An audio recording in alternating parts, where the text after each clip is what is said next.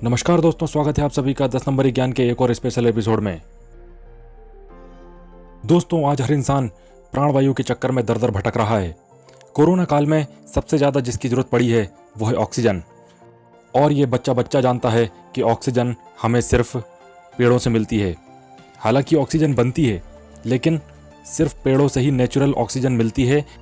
और जहाँ पे आर्टिफिशियल ऑक्सीजन बनती है वो वातावरण से ही ली जाती है।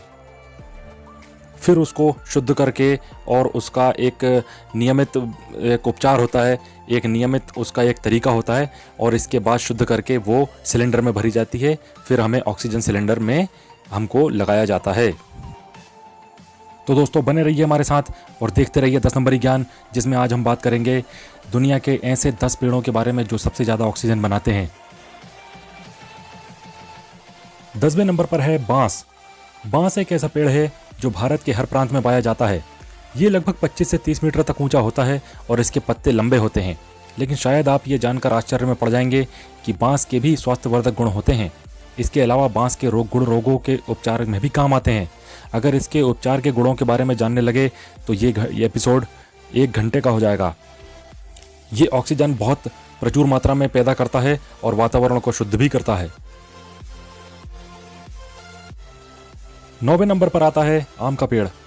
आम को फलों का राजा भी कहा जाता है और यह भी बहुत बड़ी मात्रा में ऑक्सीजन पैदा करता है और वातावरण को शुद्ध भी रखता है, क्योंकि यह बहुत ही घना पेड़ होता है। इसकी पत्तियां भी ज़्यादा होती हैं।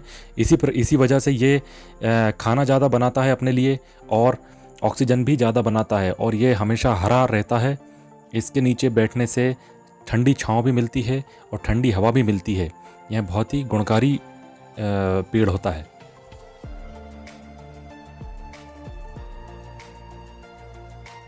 8वें नंबर पर आता है शीशम का पेड़। आपने शीशम के पेड़ को सड़क या बाग बगीचे में देखा होगा। शीशम की लकड़ी बहुत मजबूत मानी जाती है। आपके घर में भी शीशम की लकड़ी के कई फर्नीचर बने हुए होंगे। अधिकांशतः शीशम का उपयोग उसकी मजबूत लकड़ी के लिए ही किया जाता है। लोगों को जानकारी ही नहीं है कि शीशम की लकड़ी के अलावा भी अनेक फायदे हैं। आयुर्वेद के अनुसार शीशम को औषधि के रूप में इस्तेमाल में लाया जाता है और शीशम से लाभ लेकर कई रोगों का इलाज किया जाता है। यह भी काफ़ी मात्रा में ऑक्सीजन उत्सर्जित करता है और हवा को शुद्ध रखता है।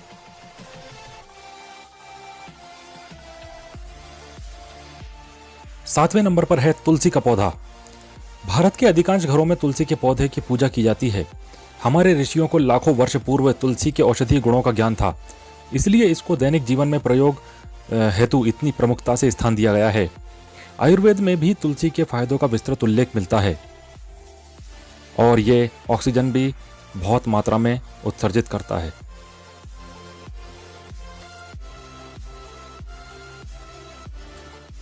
छठे नंबर पर है जामुन का पेड़।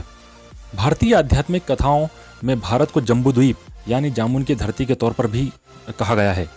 जामुन का पेड़ 50 से 100 फीट तक लंबा हो सकता है। इसके फल के अलावा यह पेड़ सल्फर ऑक्साइड और नाइट्रोजन जैसी जहरीली गैसों को हवा से सोख लेता है। इसके अलावा कई दूषित कणों को भी जामुन का पेड़ ग्रहण करता है।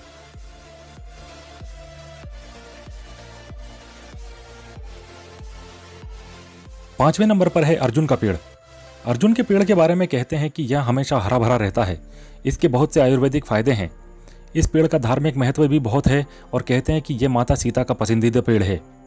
हवा से कार्बन डाइऑक्साइड और दूषित गैसों को सोखकर ये उन्हें ऑक्सीजन में बदल देता है।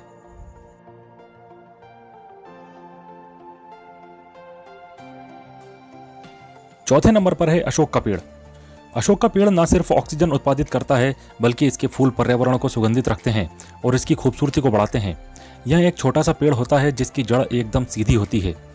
पर्यावरणविदों की माने तो अशोक के पेड़ को लगाने से न केवल वातावरण शुद्ध रहता है, बल्कि इसकी शोभा भी बढ़ती है। घर में अशोक का पेड़ हर बीमारी को दूर रखता है। ये पेड़ जहरीली गैसों के अलावा हवा के दूसरे दूषित कणों को भी सोख लेता है।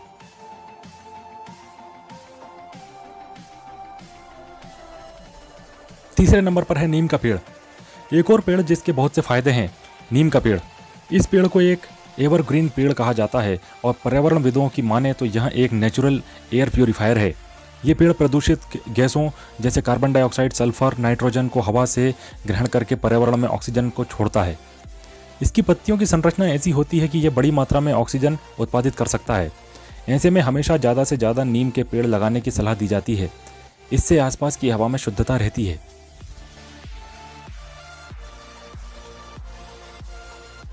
दूसरे नंबर पर है बरगद का पेड़।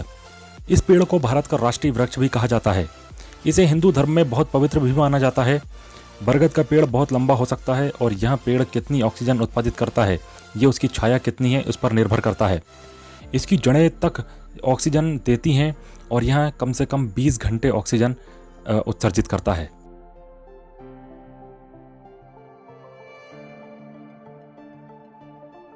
और पहले नंबर पर है पीपल। हिंदू धर्म में पीपल, तो बौद्ध धर्म में इसे बोधि ट्री के नाम से जानते हैं। कहते हैं कि इसी पेड़ के नीचे भगवान बुद्ध को ज्ञान प्राप्त हुआ था। पीपल का पेड़ 60 से 80 फीट तक लंबा हो सकता है। यह पेड़ सबसे ज़्यादा ऑक्सीजन देता है, इसलिए पर्यावरणविद पीपल का पेड़ लगाने के लिए बार बार कहते हैं। यह पूरे 24 घंटे तक ऑक्सीजन प्रदान करता रहता है और यहाँ हमारे हिंदू धर्म में कहा जाता है कि इसमें सारे देवी देवताओं का निवास होता है, इसीलिए इसकी पूजा की जाती है और परिक्रमा की जाती है।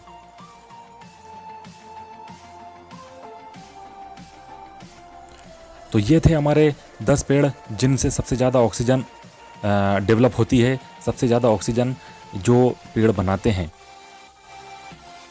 दोस्तों, इन्हीं पेड़ से मतलब नहीं है, कहीं का भी पेड़ हो वो ऑक्सीजन ज़रूर देता है। आप अपने घर में कहीं भी कोई भी पेड़ लगाइए, लेकिन लगाइए ज़रूर और सबको प्रेरित कीजिए कि वो अपने घर में ज़्यादा से ज़्यादा पेड़ लगाएं। मैं आपसे विनती करता हूं कि आप अपने घर वालों से और अपने दोस्तों से कहिए कि वो अपने घर में ज़्यादा से ज़्यादा पेड़ लगाएं और ऐसी खतरनाक बीमारियों को जानलेवा बनने से रोकें जो हमें ऑक्सीजन की कमी से हो जाती हैं और कभी भी भविष्य में हमें ऑक्सीजन की कमी का सामना ना करना पड़े। अगर आपको वीडियो पसंद आया हो तो लाइक एंड शेयर कीजिए और सब्सक्राइब कर दीजिए, क्योंकि ऐसे ही वीडियोज़ मैं आपके लिए लाता रहता हूँ। धन्यवाद।